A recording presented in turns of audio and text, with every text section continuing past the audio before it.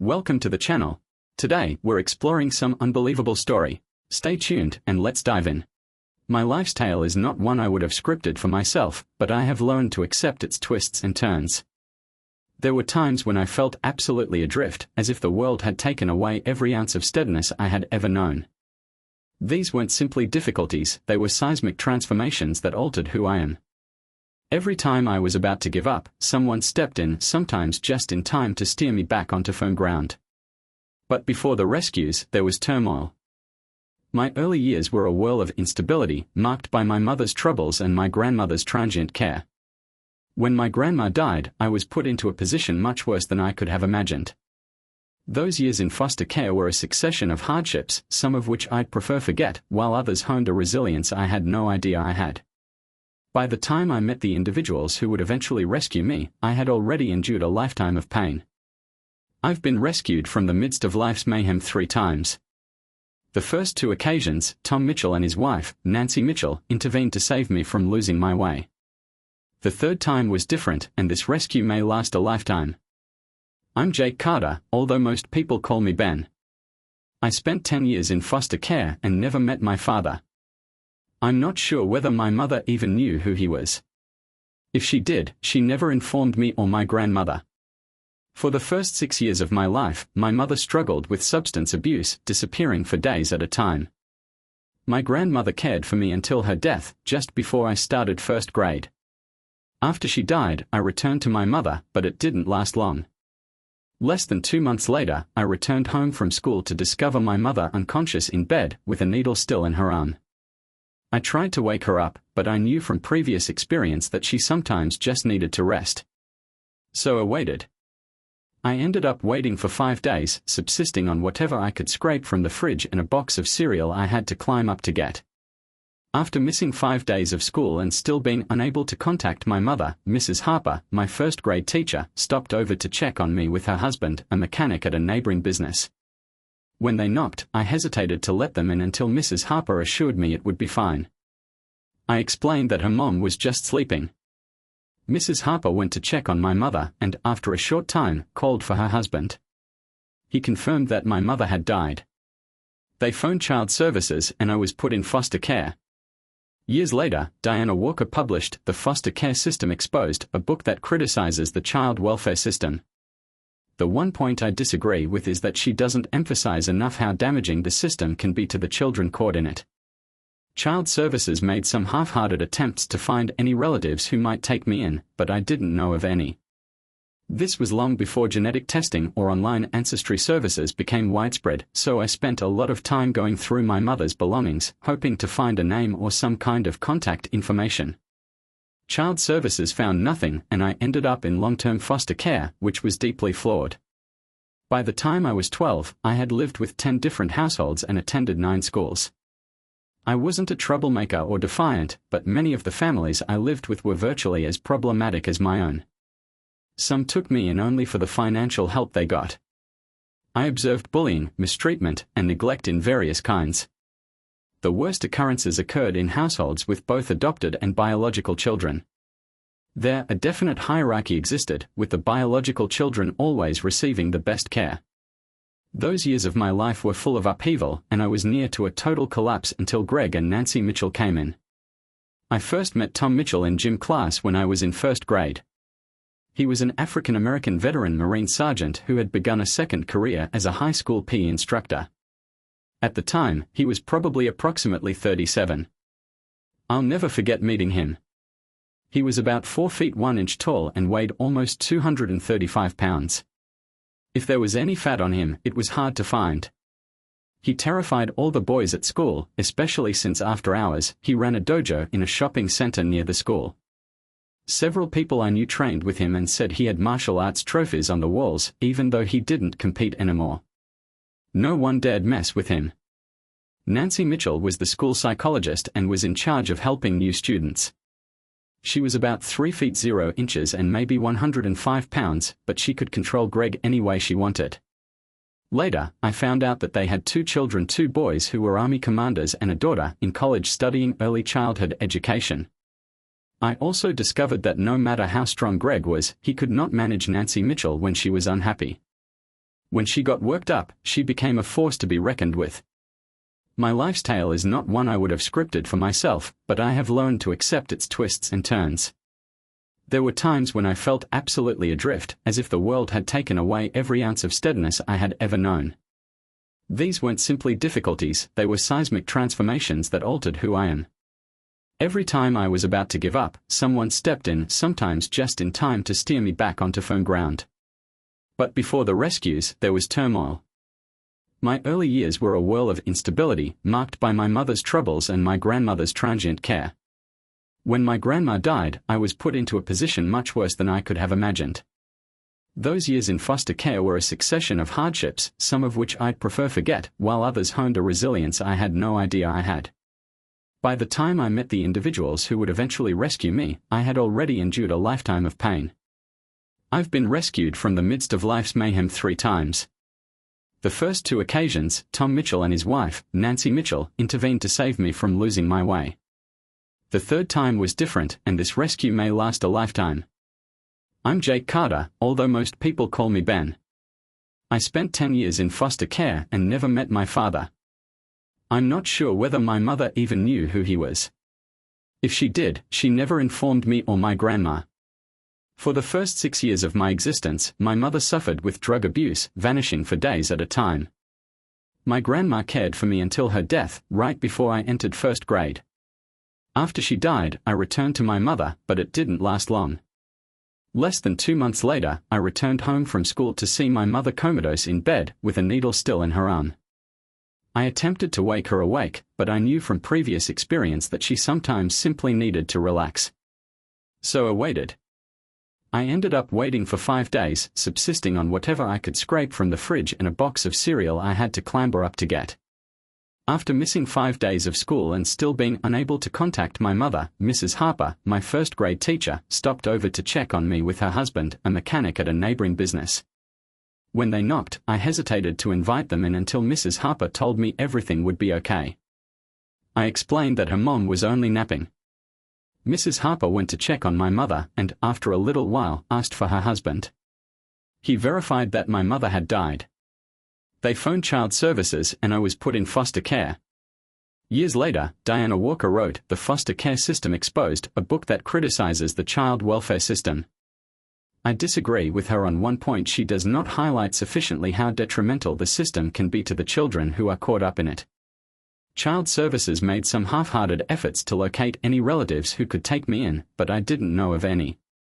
This was long before DNA testing or internet genealogy services were popular, so I spent a lot of time sifting through my mother's possessions, trying to locate a name or some kind of contact information.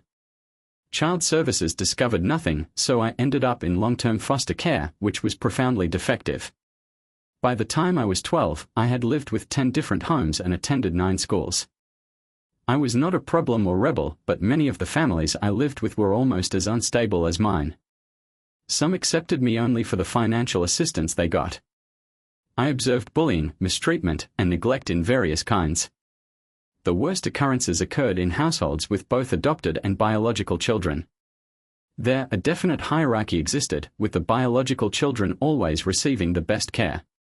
Those years of my life were full of upheaval, and I was near to a total collapse until Greg and Nancy Mitchell came in.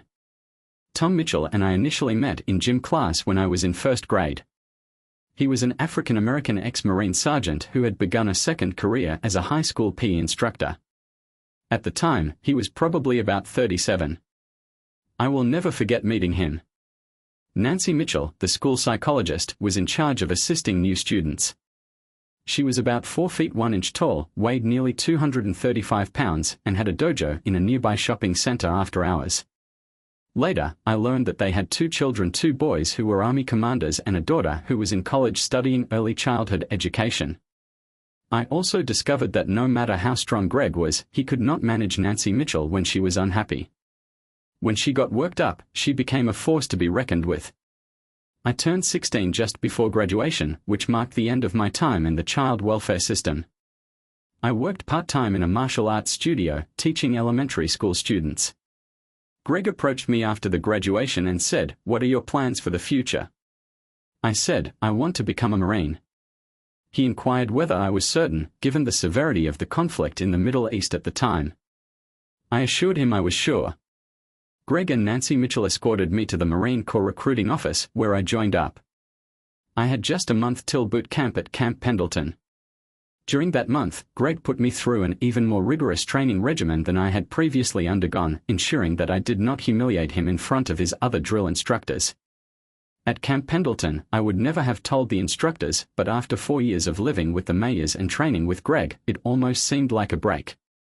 I graduated with honors and carried the corporate flag in the graduation procession.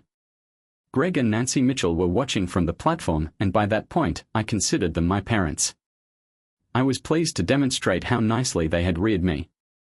When I enrolled, I intended to join the Marine Corps, but the opponents had other plans, thanks to their RPGs. My first deployment was approaching the conclusion, and I had been promoted to sergeant. I was a security squad commander in charge of guarding our battalion commander as he met with a local village chief regarding a water treatment project. On their route back to base, the convoy was attacked. My squad was in the lead vehicle, with the battalion commander and his staff in the center and another squad guarding the back. Enemies must have been observing, since they fired an RPG at the center car. It quickly caught fire. I rushed out, established a perimeter, and instructed my team to return fire. While the conflict continued, I dashed to the flaming car and began extracting the injured. The first person I called was the battalion commander. I had extracted 2 of his guys and was going to return for another when the gasoline tanks burst. The blow flung me into a low wall, knocking me out, fracturing numerous ribs and destroying both bones in my lower right leg. When I awoke, I was on an ambulance flight to a hospital in Germany. After my leg recovered, the Marines gave me the Navy Cross, the Purple Heart, and a pair of plates and pins to keep my leg together. They issued me a medical release with a 35% disability rating and paid for my return to my home, Greg and Nancy Mitchell's residence. Back home, Nancy Mitchell said, "What do you want to do with your life?" I was 17, trained as a marksman, and could teach martial arts, but I lacked real-world skills. To her amazement, I informed her that I wanted to attend college and become a high school history teacher. Greg had forced me to put a big percentage of my earnings into a college fund, so with that, the GI Bill and a disability benefit, education was within reach. An hour's drive from the mayor's residence was a decent state institution with a strong history program and an excellent teaching department. Nancy Mitchell assisted me with the application process. Since I was 17 and had been living on my own for 4 years, I leased a tiny apartment 13 minutes from college rather than staying in a dorm with a lot of younger kids. I chose to double major in history and education, bypassing the mandatory freshman classes. One of them was a biology lesson that included a weekly 1-hour lab. I didn't know anybody in the biology class since I didn't live in a dorm, participate in Greek life, or play sports. The teacher instructed us to pair up with lab partners. Nobody wanted to partner with me because I wasn't your typical 16-year-old student. When the teacher asked who did not have a partner, only one hand was raised. There was a woman sitting a few rows ahead of me. The teacher instructed us to group up, exchange contact information, and leave class. I walked down the aisle and introduced myself, saying, "Hello, my name is Jake Carter." She just stared at me, so I continued, "If we are going to be lab partners, we'll need to share information. I will give you my name and phone number in exchange for yours." She just stared. "Miss, we need to do this," I said. "Please, I don't bite, and I promise not to tell anyone." Eventually, she spoke. "My name is Ella Johnson, my phone number is a number, and my email is email." I did the same, then said, "I'll see you in the lab," and went on to my next lesson. Samantha turned out to be an unusual individual. She had the thickest walls I had ever seen. Trying to get to know her felt like chiseling stone with a plastic spoon. We spent virtually the whole semester together, and she never divulged a single detail about herself. Despite spending 1 hour every week in the lab with her, I couldn't break through her defenses and finally gave up. Then, shortly before Thanksgiving break, I was chatting to a gentleman in an adjacent lab when Samantha stepped in. He said, "What are you doing during the break?" "I'll be mostly in my apartment preparing for next semester," I informed you. "Maybe I'll see my foster parents for Thanksgiving. They live approximately an hour away, and I have not seen them since school began." Samantha halted abruptly when I addressed my adopted parents. She turned to me and said, "Are you also adopted?" In that moment, everything clicked. I understood how awful foster care had been for me, and I felt blessed to have ended up with the Mayers family. I had seen personally how tough it might be for females in the system, particularly those who were gorgeous. Samantha tried her best to disguise it with the loose clothing she wore, but I could see she was a gorgeous girl. If it weren't for the barriers she'd put around herself, I would have already asked her out. Since this was the first time I'd seen even the slightest break in her armor, I stepped cautiously. I was in foster care from the age of 4 to 16, I added.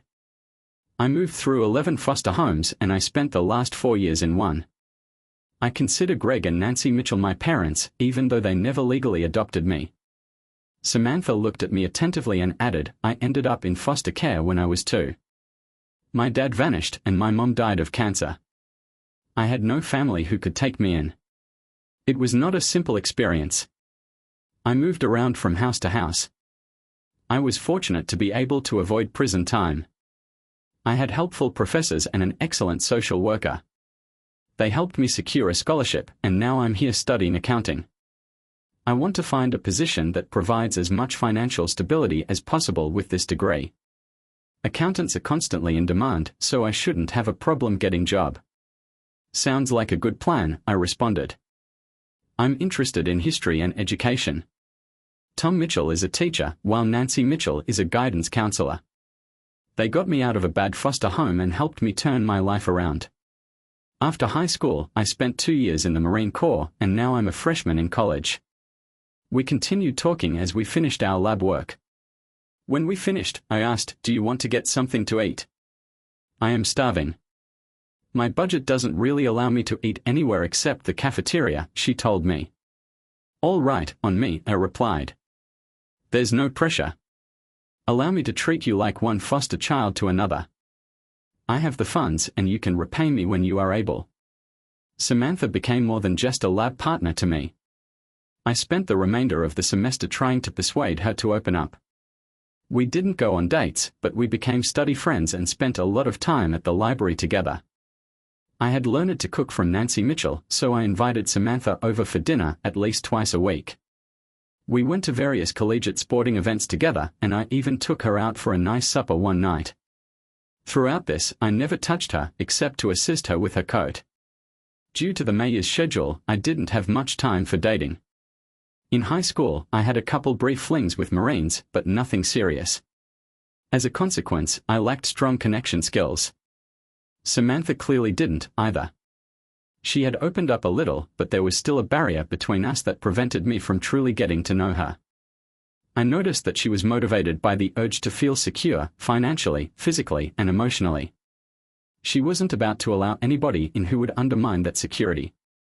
Getting her to the point where we could have a meaningful relationship wasn't easy, but since I knew where she was coming from, I continued trying. Over time, I knew I was falling in love with her. As weird as it may seem, the New Year's celebrations altered everything for us, changing us from buddies to something more. The college stopped down for 1 week, commencing the week before New Year's and finishing after New Year's. I hadn't even thought what Samantha would do for the holidays until she showed up at my door with a garbage bag full of her stuff. "Ben," she said, "can I stay with you over the holidays? The dorm's closing tonight, and I can't afford a hotel." I felt like an idiot. I should have offered to let her stay with me.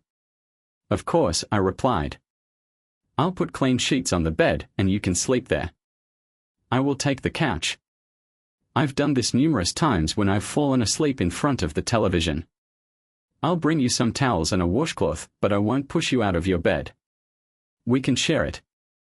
I believe you will not take advantage of me. After all, we are both adopted children.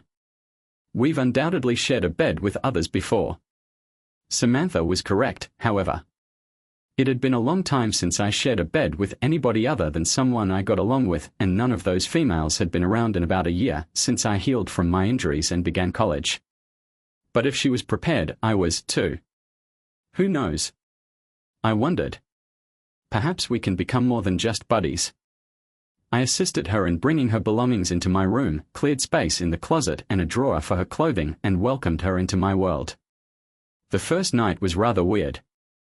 I was used to sprawling out on the bed, but that didn't work with Samantha there. I didn't have pajamas and usually slept in boxers and a t-shirt, but that felt a little too casual, so I threw on some sweatpants over my boxers before going to bed. Samantha seemed to trust me as she emerged from the bathroom in a t-shirt and small shorts with no underwear beneath. I could feel my excitement rising before she even lay down next to me. I tried to be respectful. I moved to the edge of the bed, facing away from her, but somehow, by morning, I had turned around, spooning her with my arms wrapped around her, my hand resting on her chest. When I woke up, I was clearly aroused, and Samantha noticed. She'd been awake for a while.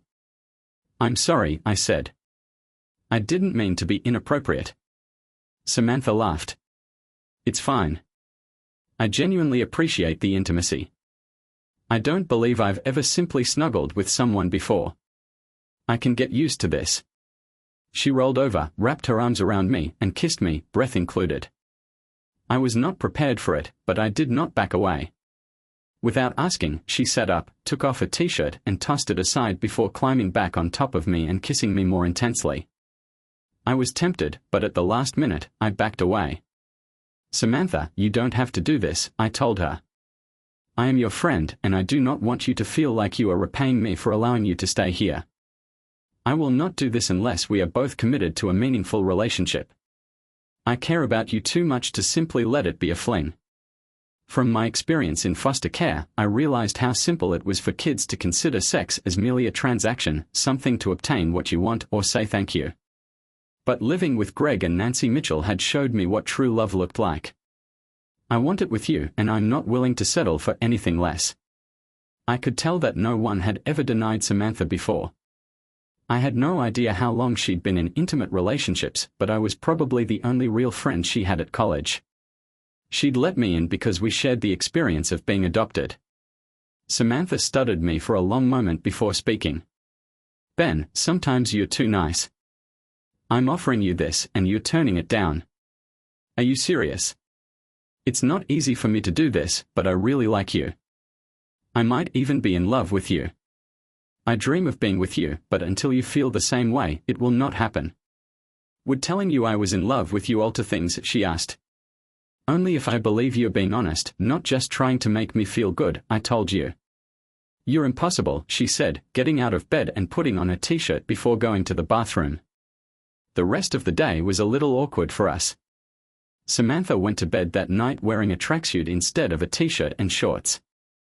There was still nothing underneath, but I could tell she was trying to communicate something. The following morning, I went for a run and contacted Nancy Mitchell afterward. "Hi, Nancy Mitchell, are we still on for New Year's dinner?" "Of course, Ben, why would you ask?" "Well, I know it's last minute, but would it be okay if I brought someone else? My biological partner, Samantha, is a foster kid and has nowhere to go for the holidays. She'll be staying with me since the dormitories are closed, and I didn't want her to be alone. The more the merrier.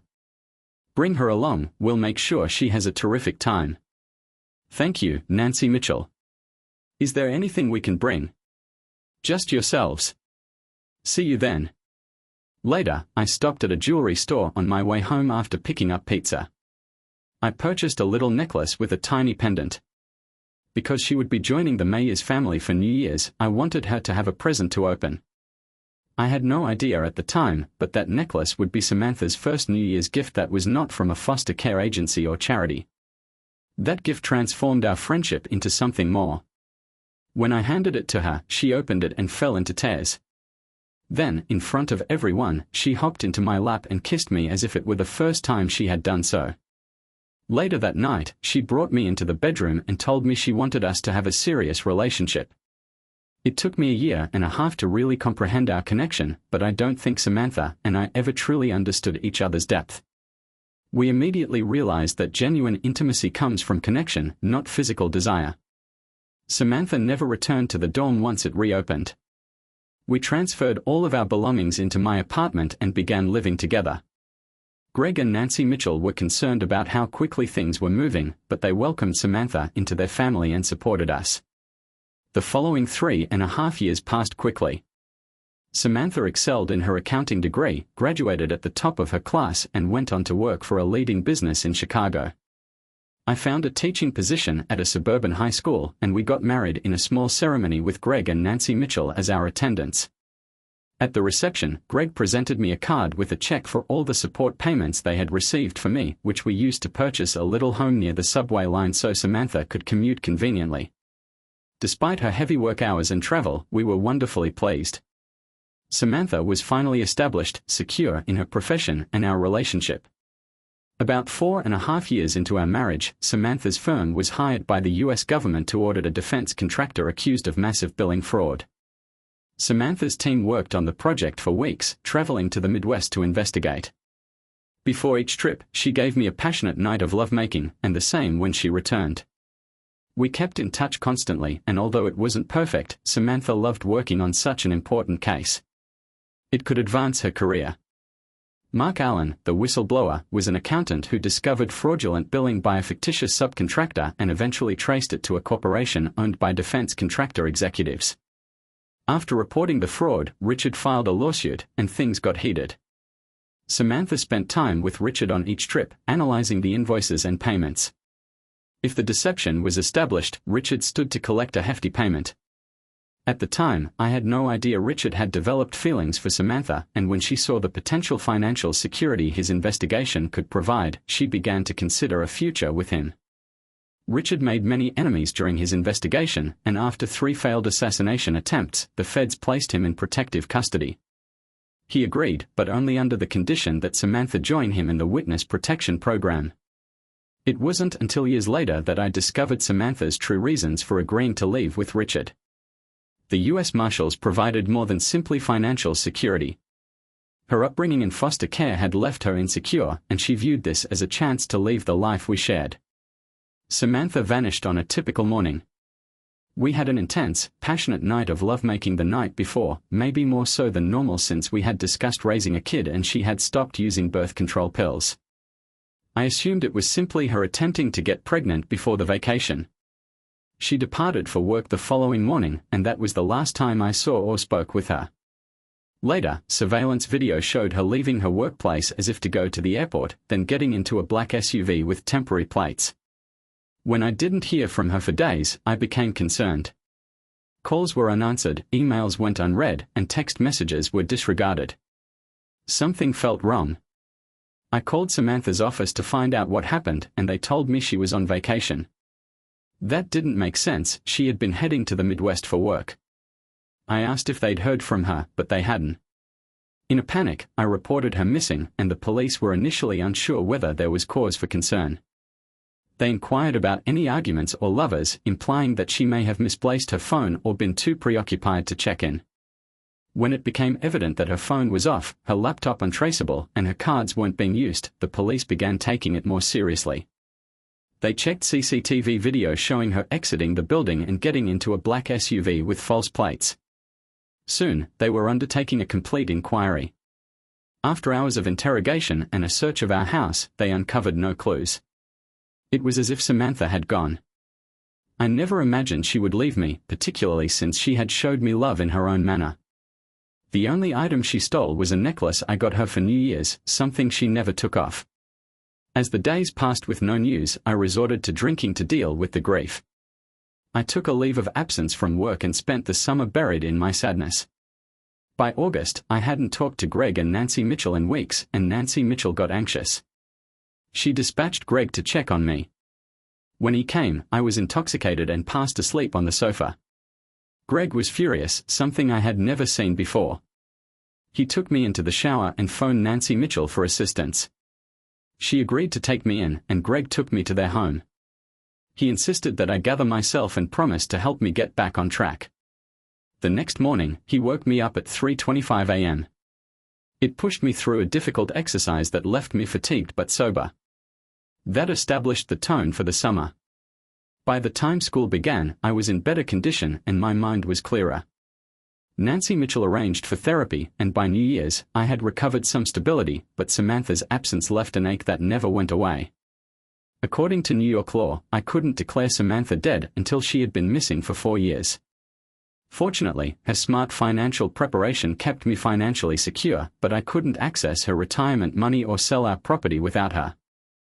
I managed to work part-time as a trainer in addition to teaching, but the void she left behind never healed. One sunny June day, more than 3 years after Samantha vanished, I opened the door to discover two individuals in business clothing, one clutching an accordion folder. They presented themselves as Deputy U.S. Marshals Thompson and Green. When they asked if I was Jake Carter, Samantha's husband, my heart dropped. Did they finally find her?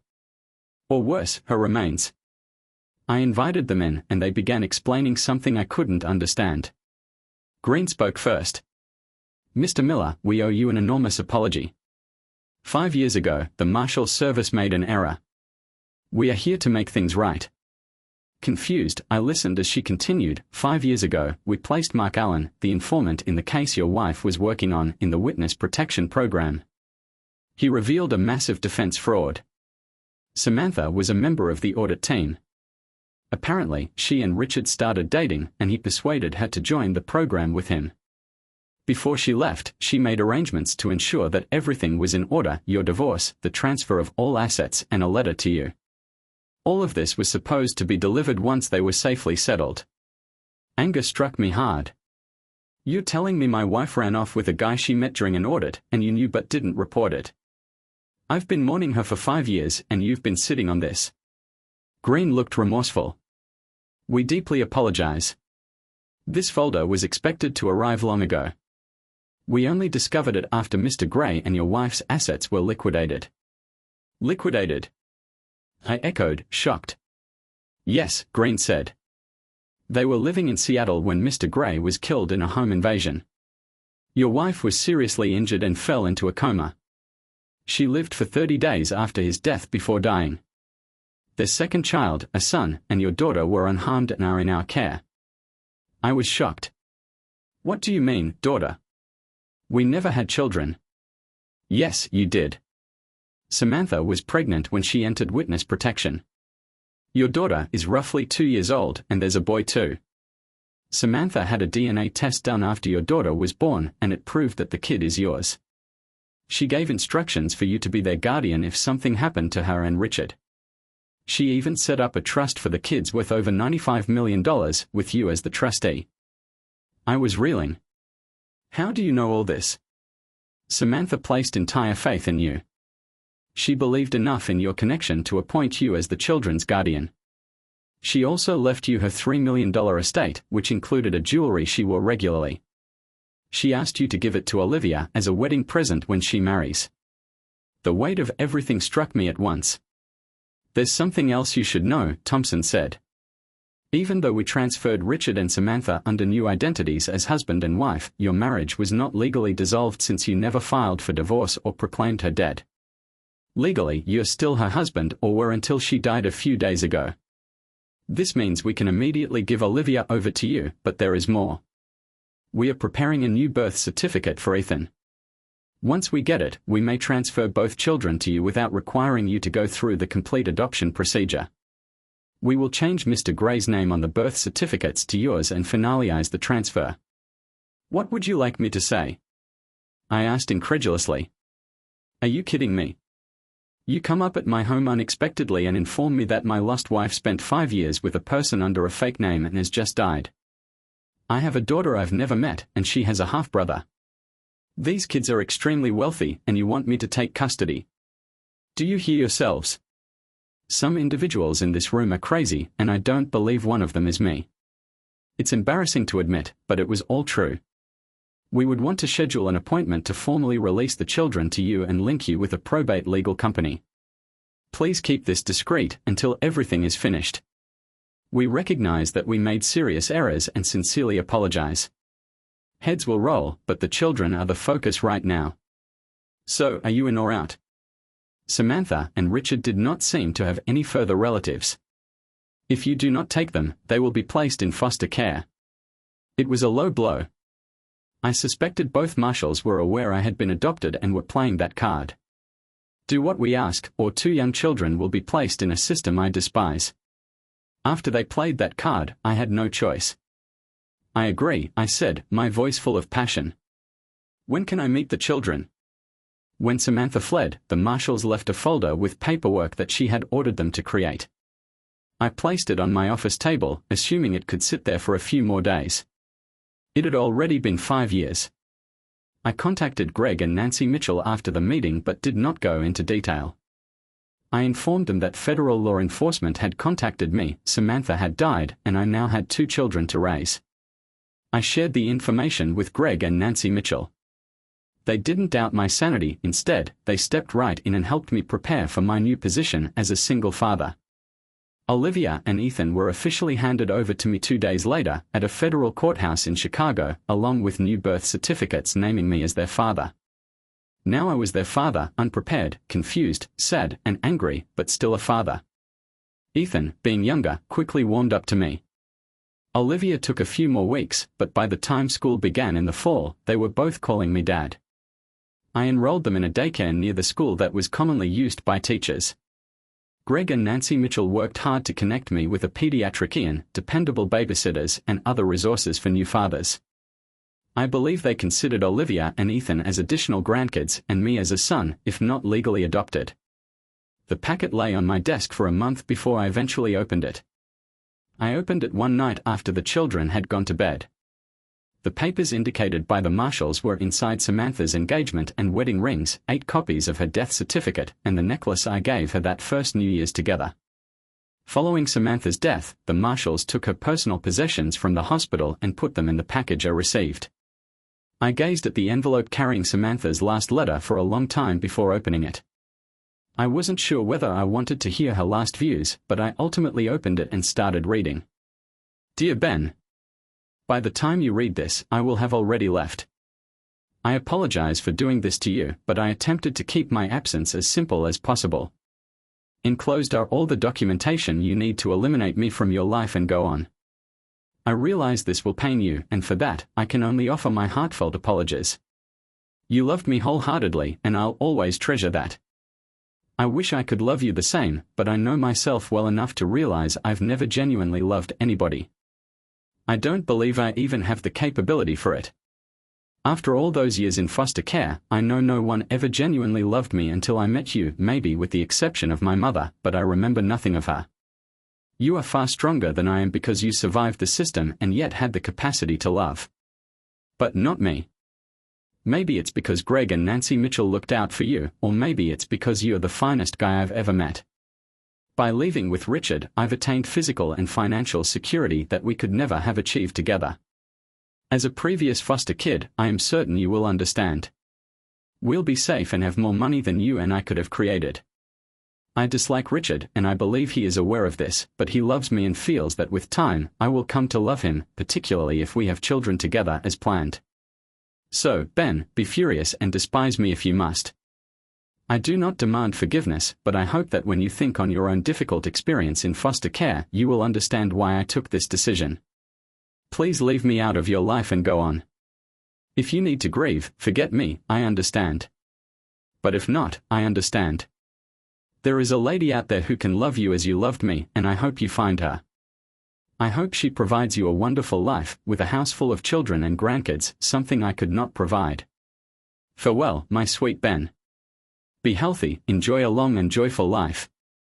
With love. Samantha. After reading the letter, I sat at the table for a while, silently sobbing. The contradiction was overpowering. Samantha had fled to what she believed to be safety, only for a random act of violence to claim her life. My cries were not just for loss, but also for how a faulty system had damaged the lady I loved. A lady whose upbringing had robbed her of the capacity to sincerely love anybody. Her death meant she'd never know that type of love. I placed the letter in the safe and went to bed. I can never understand why someone would decide to be a single parent. The good news was that by the time Olivia and Ethan entered my life, they had stopped waking up every 2 hours. But at the end of the day, I was still fatigued from teaching all day and caring for them at night. Eventually, I used Samantha's money to employ a full-time maid, Nanny Maria, a gorgeous 45-year-old Mexican immigrant who immediately started teaching the kids Spanish and showered them with attention, almost like a grandmother. By the time the kids had been with me for a year, we had become a family. The summer after the Marshals' visit, I brought them and Maria to Virginia Beach, Virginia, for 0 weeks. It provided Maria a respite while the children played on the beach. We all had a terrific time and were sorry when our vacation came to an end. When Samantha and I purchased the home, my closest neighbors were over the age of 65. Early that summer, they informed me that they were relocating to Texas to be closer to their daughter and grandkids. Their home sold fast and the transaction concluded while we were abroad. I hadn't even met the new neighbors when Olivia came in from the backyard with a request. "Dad, can Lucas play in our playtown?" she asked. "Who is Lucas?" she asked. "The new boy next door," she answered. "Did his parents say he could come over?" "I didn't see them." "Okay, then ask." "It's a great opportunity to meet your new neighbors." So we headed next door. I knocked the doorbell and after a little wait, a gorgeous 25-year-old brunette emerged, dressed in paint-splattered pants and a matching t-shirt. "How can I assist you?" she asked. "Hello, I'm Ben from next door. We just returned from the seaside. Olivia is my daughter and I have a son named Ethan. They were playing outside and your son wanted to join in. I just wanted to check with you first. I'm Lena Morgan. We moved here a week ago. You caught me in the process of painting Lucas' room. Are you sure he can play with your kids?" "Sure, no problem," I said. "We will keep him amused while you finish your painting. Let me give you my phone number and you can call me anytime you want him to come home or just yell from the lawn." She thanked me and walked inside to inform Lucas that he may join Olivia and Ethan. The youngsters got along as if they had known one another forever. Carol must have lost track of time since I hadn't heard from her by supper time. Olivia and Ethan requested that Lucas join us for dinner, so I walked next door again. Carol opened the door, much more covered with paint than before. "Hi again," she said. "I was going to feed my kids and they asked Lucas to join us for supper if that was acceptable. I'll feed them all and you're welcome to join us too. Can you give me 18 minutes? I'll take a short shower and change out of these paint-covered clothes." "Sure," I said. "Take your time." The doorbell rang 20 minutes later and Carol emerged dressed in clean trousers and a man's shirt with sleeves pulled up, carrying a bottle of red wine. "Come on in," I said. "We are eating pasta with meatballs. I hope that is all right. I prepared a salad to accompany it and the garlic bread is in the oven." "This is amazing," Carol said. "Lucas loves spaghetti, though we might have to hose him down afterward." "I like pasta, too," I replied. "Is your husband here?" I didn't feel like explaining Samantha's entire story to a woman I had just met, so I simply said, "I'm a widower. My wife died a little over a year ago." "Oh, I'm sorry," she said. "I understand how much it hurts. My spouse was a helicopter pilot in the Middle East. He was killed in combat around 0 years ago." "I'm sorry," I said. "I served 2 deployments in the Middle East as a Marine and lost numerous buddies there. Losing someone you care about is always terrible, but it seemed different now that I knew Carol was also a widow. Carol was pretty, maybe a year or 2 younger than me, with a lovely face and figure. She had a few extra pounds, but they were largely around her hips and chest, giving her an hourglass form that I really liked. Carol and I ended up conversing for over 2 hours after the kids had eaten. We cleaned dishes together before sitting at the kitchen table with a glass of wine, getting to know each other better. Carol worked as a librarian and had relocated here to be closer to her parents, allowing Lucas to spend more time with his grandparents, who could also assist with childcare. I told Carol that I grew up in foster care and moved back to this region after serving in the Marines and graduating college because Samantha had been given a terrific job at a major accounting company. I followed her since it was simpler for me to acquire a teaching job here than for her to find a comparable one elsewhere. Furthermore, my last adopted parents, whom I believed my true parents, resided nearby. The kids were becoming fatigued, so we decided to call it a day. I informed Carol about Maria and offered to assist care for Lucas if she needed someone for a short period. My teaching schedule allowed me to have the summers off, and during the school year, I was generally home by 2 to 2 p.m., with Maria arriving at 5 to 2 a.m. Until I returned. Carol was happy with the offer, particularly because she worked one evening each week until 2 p.m. After a time, everything calmed down. Carol and Lucas went home, so I washed the kids, told them tales, and kissed Olivia and Ethan good night. There was obviously a spark between Carol and me, but I was still dealing with Samantha's death. I wasn't prepared for a new romance, particularly after my marriage to Samantha ended. But it had been 5 years since I had been with a woman, and as the chat with Carol progressed, I began to see indicators of interest in her, even if she didn't appear to display any on her end. Still, her husband's death was much more recent than Samantha's absence, so I decided to wait and see what occurred in the next months. Carol's and my families began to blend. Lucas became a fixture in our backyard and Olivia's best friend in kindergarten. I stopped by a few times to assist with minor repairs to Carol's home. We had dinner with the kids at least once a week, and on weekends we spent hours together, sipping wine and watching the kids play. I finally worked up the courage to ask her out around New Year's. I hoped I hadn't misread the signals I thought she was sending me. We started spending more time together, driving to their school events and simply hanging out. I didn't want to hurry from friendship to anything more, but I also knew that if I didn't ask, I may pass up the opportunity and someone else would come in and grab her attention. So, one day, after escorting Lucas home, I summoned up the confidence to ring her doorbell. Carol had just returned from the library and was still wearing her office casual attire. She had the seductive librarian look, professional dress, a top unbuttoned just enough to reveal some cleavage, her hair tied back into a tight bun, and reading glasses dangling from a chain around her neck. My pulse skipped a beat, but thankfully, the pants I was wearing were snug enough to conceal my response. "Hi, how are things going? Was Lucas okay today?" she asked. "He was great as usual," she said. He and Olivia did their homework, and then all three of the kids spent the rest of the time outside. "I actually came by because I wanted to ask you something," I added. "If I can find a babysitter or have Maria watch the kids on Saturday night, would you be interested in going out for dinner and a movie? Just the two of us. An adults-only night." Carol laughed. "Well, it is about time. I was beginning to wonder whether you would ever ask me out. I was going to give you till the holidays, and if you didn't respond, I'd invite you personally.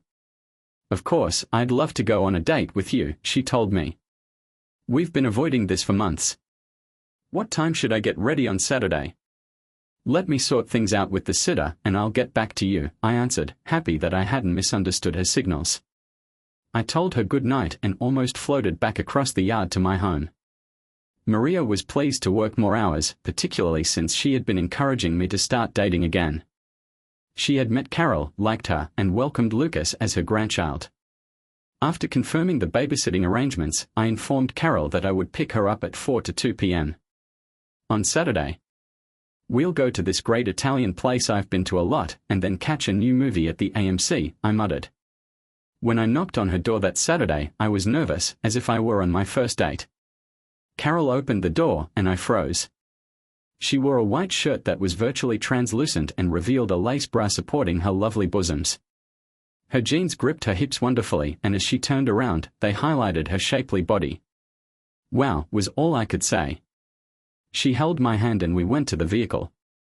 I opened the door for her and watched her slip in before shutting it and moving around to the driver's side. I finally got my composure and replied, "Oh my God, if I had known you looked this lovely, I would not have waited so long. You look absolutely stunning." Carol chuckled. "You've been looking at my bum for months. Do not think I didn't notice. And by the way, you look pretty good yourself. Looks like your running and martial arts are paying off." The evening passed quickly as we sat in the cinema. Carol grasped my hand and placed her head on my shoulder. I bent down and kissed her, and she replied enthusiastically. Luckily, we were seated far enough back that we didn't draw notice. After the movie, we went to a neighborhood pub with live jazz and spent an hour enjoying the music and conversing. When we departed, we strolled to the vehicle, arms around each other. I thought the evening went well, and I knew Carol did too, since she asked when we might do it again. "I promise we'll plan another night soon," I told myself. This was the start of the third saving grace in my life, one that provided me the unconditional love Samantha could never provide. We were cautious around the children, but while they were playing outdoors or sleeping, Carol and I behaved like two adolescents. We did not immediately sleep together, but we did spend a lot of time together. After 2 months of this, I arranged for Maria to care all 3 children so Carol and I could go away for the weekend. We planned a beautiful hotel in Lancaster County and left immediately after school on Friday. We ate at a lovely French restaurant in Lancaster before heading to the guest house. Carol vanished with a tiny suitcase as we entered the room, emerging in lingerie, garter belt, stockings, lace teddy, and high heels. I was astonished, and Tiny Ben stood at attention. We spent the night making love, and despite taking a hiatus, neither of us seemed to have forgotten how to delight the other. Carol was really loud, and I was certain the neighbors had heard everything. At one point, I thought someone might call the police. We eventually fell asleep in one another's arms. The following morning, we made sure to put up the "Do Not Disturb" sign, allowing us time to enjoy one another before leaving. We were now officially a couple. I presented Carol and Lucas to the Mayers, who agreed, as did Carol's parents. We spent every available minute together, and after discussing our relationship with the children, we began spending evenings together. By Memorial Day, I was certain I wanted to spend the rest of my life with Carol. After contacting with Carol's father and receiving his okay, I proposed to her at the restaurant where we had our first date. Her yes was so loud that it turned heads around the room.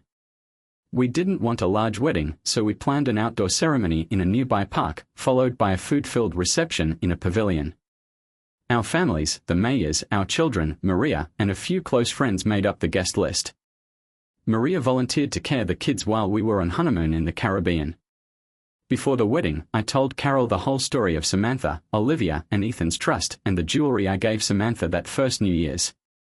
We spoke about adopting each other's children and decided we wanted at least one more kid of our own.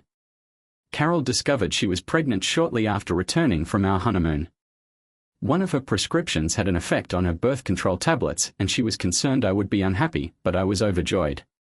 George Ethan was born 9 months later, and Lillian Rose arrived 2 years later. We then decided to stop there. Carol took a leave of absence to raise the children while I continued to teach. With 5 children, we decided we needed more room, so we purchased a beautiful Victorian home with a wide yard just outside of the city centre. We refurbished it, selling both of our previous houses to fund the process, and moved in soon after discovering we were expecting Margaret. Soon later, I learned Samantha had left me one more present. The present was fantastic. I engaged a lawyer to write adoption applications, wills, and powers of attorney for Carol and myself in order to distribute the fortune. I told him I wanted Lucas to receive practically everything, since Olivia and Ethan were already properly cared for by Samantha's trust. He requested a copy of the trust so that it could be properly referenced in our wills and explained why our assets were not divided evenly among the children. After a few days of examining the material, he phoned me. "Ben, have you truly read the trust?" he asked. "No, I haven't," I said. "The bank handles all of Samantha's finances. I don't need to access Olivia and Ethan's trust money, and I won't till they are at college." "So why?" he said. "I discovered something in the trust that may impact your estate planning. Samantha inserted a provision to add beneficiaries if you end up parenting Olivia and Ethan. It states that any children born to or adopted by you, as well as stepchildren under the age of 16 when you married their mother, shall be included as beneficiaries. So Lucas will continue to be your stepson after the adoption, and any children you have with Carol will also benefit." She really thought this through. He went on, "She took care of your kids, even after her passing." I was astonished. The lady who told me she couldn't love me the way I deserved and encouraged me to continue on without her had made certain that the children I raised were cared for. She made certain they never knew the uneasiness she had felt as a youngster. I was greatly impressed by her concern for my children, even from beyond the grave. Carol and I amended our estate plans, and owing to Samantha's generosity, our 5 children will always be taken care of. Now I'm sitting on the porch, watching our older children play in the yard. Carol is cuddled on my lap, her head resting on my shoulder. Margaret sleeps soundly in her carrier as I think on my life. I know how fortunate I am. I'm thankful to the Mayers for assisting me twice when I was at my lowest point, to my lovely wife for saving me from single motherhood, and to Samantha for her kindness to our children. I can't completely forgive her, but I understand her actions. She was fashioned by a dysfunctional system, but in the end, she made one last gesture that, if not love, at least acknowledged my feelings for her. May she rest peacefully. Thank you for watching. What are your thoughts on Samantha's final decision? Please let us know in the comments. Don't forget to like and subscribe for more.